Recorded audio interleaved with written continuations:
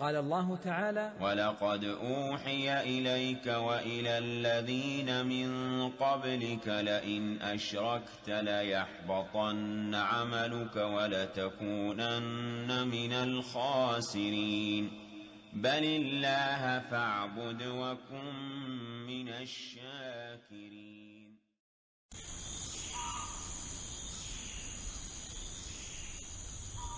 ما حكم مشاهدة التلفزيون؟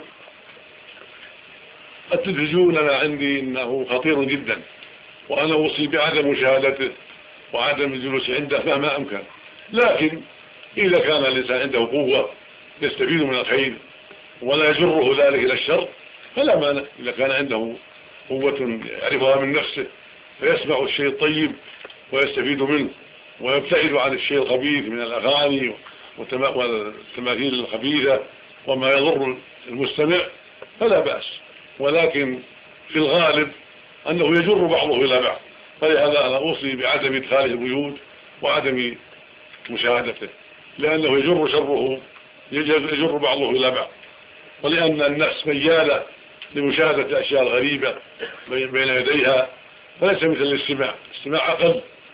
المشاهد مع الاستماع تكون النفس إليه أميل والتعلق به أكثر. وأشر من هذا وأخبث الفيديو إذا سجلت في الأفلام الخليعة التي تتولها الناس، أعوذ بالله.